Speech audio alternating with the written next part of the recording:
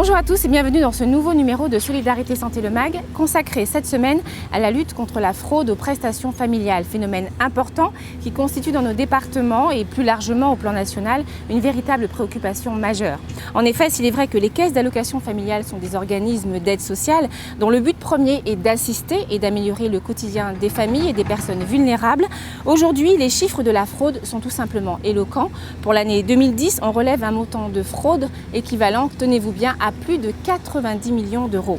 C'est donc dans un souci de justice sociale et pour maintenir ce système de solidarité que la CAF mobilise d'importants moyens dans la détection de fraude. Mais au fait, comment définit-on la fraude? Comment fait-on le distinguo entre un allocataire simplement négligent et l'erreur délibérée? Comment la caisse d'allocation familiale fait-elle face à cette recrudescence de fraude? Quels sont les nouveaux moyens mis en place par la caisse et quels sont les risques encourus par les fraudeurs? Eh bien, autant de questions auxquelles nous tenterons d'apporter des réponses dans ce numéro. Pour débuter, nous irons à la rencontre de Jean Saint-Clément, directeur de la CAF Guadeloupe.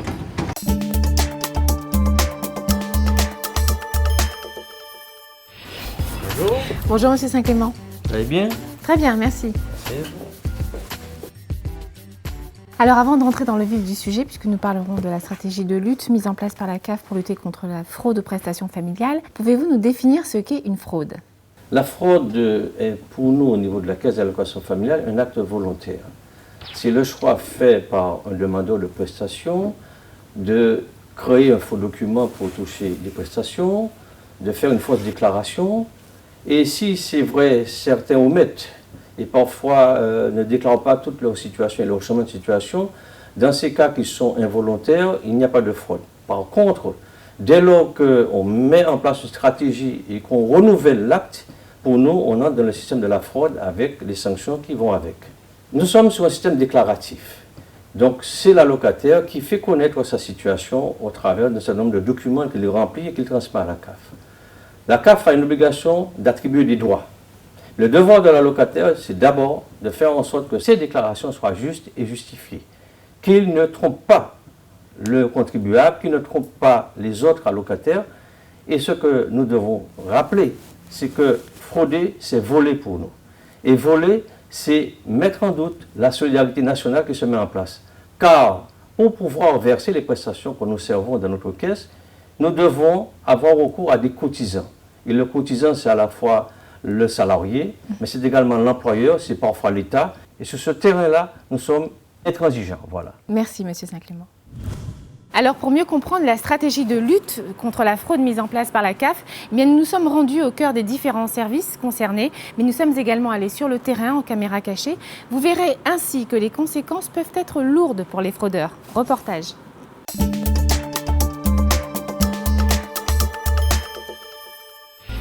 Patrick Divade, agent comptable de la CAF, responsable de la politique de contrôle.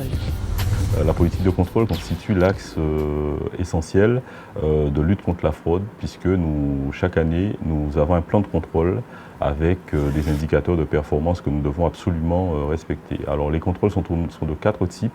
Les vérifications internes de dossiers, après les traitements de dossiers faits par les techniciens. Donc nous vérifions la cohérence et la complétude des données, notamment par rapport aux pièces justificatives.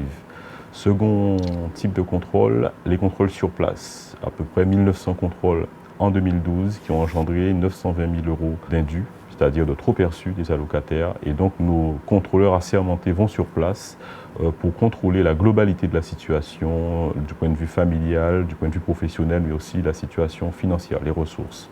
Troisième type de contrôle, les contrôles sur pièces, puisque nous demandons de l'information régulièrement aux allocataires en transmettant un certain nombre de documents qu'ils doivent nous renvoyer avec les pièces justificatives. Ces contrôles 53 000 en 2012 et qui ont représenté 6 500 000 euros de trop perçus que nous réclamons donc aux allocataires.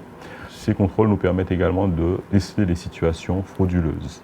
Et puis, quatrième axe de contrôle, ce sont les informations que nous échangeons avec les impôts, le Pôle emploi et également l'accès aux applications informatiques des organismes de sécurité sociale. Et tout cela nous permet donc de payer à bon droit d'une part et de déceler les situations frauduleuses à des fins de pénalité ou de poursuite. Alors comment débusquer un fraudeur? Réponse avec Madame Ballon-Durimel, référent législation des prestations familiales. Nous avons une existante dans le fichier et nous recevons par exemple une dénonciation ou alors un signalement de bailleur. Nous avons aussi des déclarations de la locataire. Nous pouvons aussi également avoir des croisements de fichiers avec nos différents partenaires et aussi avec les autres CAF. Donc on regarde s'il y a une incohérence. Et c'est à partir de là que la suspicion de fraude peut être détectée. Alors quand il y a suspicion de fraude, nous analysons le dossier. Il y a absolument un impact financier. Et après, nous transmettons le dossier au service contentieux. Mais nous pouvons transmettre le dossier avec ou sans enquête. Certaines situations peuvent nous emmener à déclencher une enquête auprès de nos contrôleurs ou alors auprès des autres CAF. Parce que la locataire peut ne pas avoir résidé uniquement dans le département d'Outre-mer ou le département de la Guadeloupe. Alors justement, nous sommes allés à la rencontre de Nathalie Bordelais, contrôleur des situations individuelles. Nathalie Bordelais, bonjour. Oui, bonjour. Alors nous sommes ici dans le bureau des contrôleurs de situation de la CAF. Donc c'est ici que vous vous rassemblez une fois que vous avez donc collecté toutes les informations un petit peu contradictoires concernant les allocataires. Oui, tout à fait. Donc nous sommes bien au bureau des contrôleurs. Donc c'est ici que le plus gros du travail se fait. Donc nous procédons à la vérification du dossier avec nos partenaires. En l'occurrence, aujourd'hui, on a un cas concret où nous avons pu constater que la locataire, elle est connue comme étant isolée chez nous. Et lors du croisement de fichiers, nous constatons qu'elle vit maritalement. Alors concrètement, que va-t-il se passer aujourd'hui pour cette dame? Donc là, aujourd'hui, nous allons nous rendre à son domicile de manière inopinée afin de voir avec elle ce dossier et de constater les éléments qu'elle va nous apporter. Et nous allons lui donner aussi les éléments que nous avons. On y va? On y va. Nous nous rendons donc au domicile d'une allocataire de la CAF, que nous appellerons Madame Paul, afin de vérifier sa situation.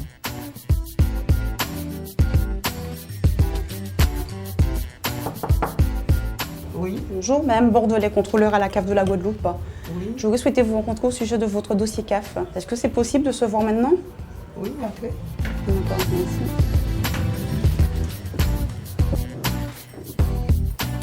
Oui. Madame Paul, vous avez combien d'enfants à votre charge, madame? 2. 2 enfants. Quelle est leur situation? Ils sont tous les 2 scolarisés. D'accord. Quelle est votre situation familiale, madame? Mais je suis femme au foyer. Je m'occupe de mes enfants. Vous êtes mariée, célibataire, divorcée? Je suis seule Vous vivez avec maritalement? Je suis seule avec mes enfants. Vous vivez seule. Depuis quand vous vivez seule, Depuis madame? toujours. D'accord. Vous n'avez jamais vécu maritalement? Non. Jamais? Non. Ou de quelques fois? Jamais. Jamais. D'accord. Dites-moi, vous connaissez M. François? Non, madame. Ça ne vous dit rien du tout? Ça ne me dit rien du tout. Vous ne connaissez pas du tout cette personne? Non, madame. D'accord. Vous m'expliquez comment se fait-il, enfin, que son nom soit porté sur votre boîte aux lettres? Je ne sais pas. Vous ne connaissez pas? D'accord.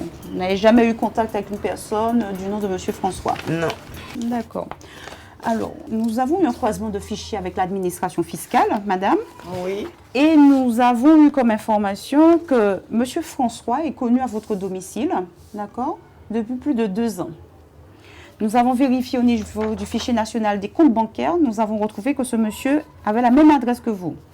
Nous avons également vérifié au niveau de la sécurité sociale. Ce monsieur est connu à votre adresse. Comment vous me l'expliquez, ça?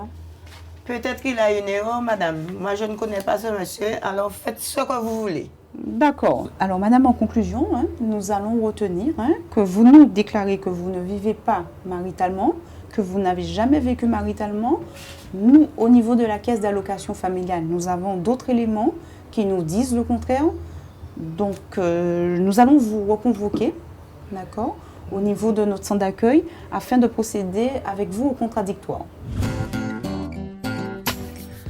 En effet, dans quelques jours, Madame Paul recevra un courrier qui l'avertira des sanctions décidées par le service contentieux par le biais de la commission fraude.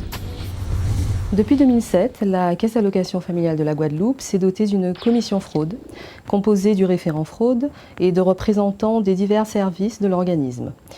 Son rôle est de procéder à la qualification de la fraude, en tout cas de s'assurer de sa présence, et de faire des propositions de sanctions au directeur. Il peut y avoir comme sanction un simple avertissement s'il s'agit d'une fraude de gravité moindre, des pénalités administratives qui sont des sanctions financières qui sont appliquées à l'allocataire fraudeur, mais aussi des dépôts de plainte devant le procureur de la République. Concernant les pénalités administratives, il faut savoir qu'elles peuvent aller jusqu'à 12 000 € et c'est un montant qui est déterminé annuellement de manière réglementaire et qui est réévalué chaque année. Donc, il y a 2 cas pour lesquels on dépose plainte systématiquement. Le premier, ce serait l'escroquerie, qui peut être caractérisée par une fraude à l'identité. Et le second cas, s'agissant des préjudices financiers qui sont supérieurs à 12 000 €.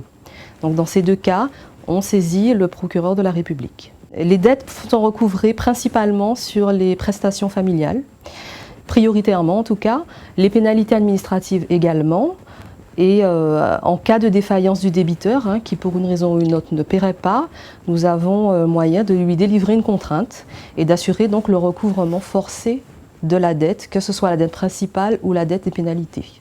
La fraude en Guadeloupe en 2012 s'est élevée à 677 000 € de préjudice financier pour la CAF, pour un total de 90 dossiers examinés dans la matière.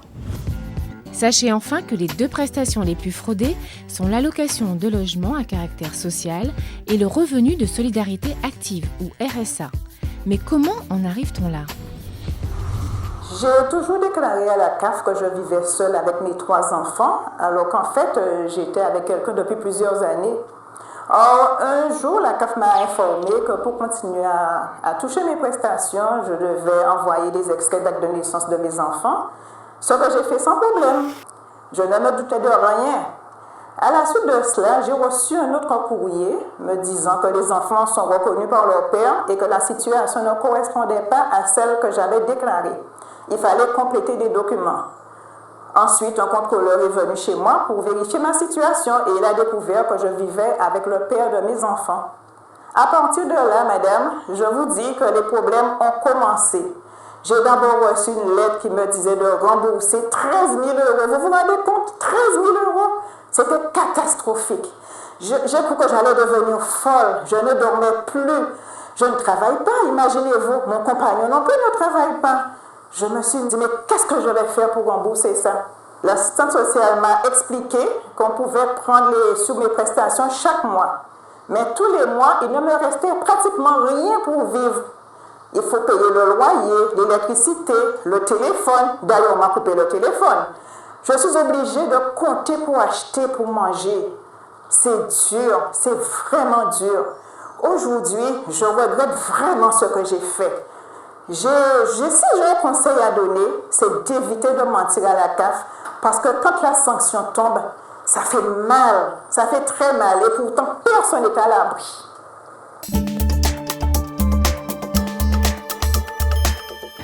Vous aurez compris à travers ce magazine que la lutte contre la fraude s'inscrit dans une volonté gouvernementale de préserver la justice et l'équité. Mais au-delà de cela, ce que nous avons voulu vous démontrer, c'est qu'elle concerne chacun d'entre nous.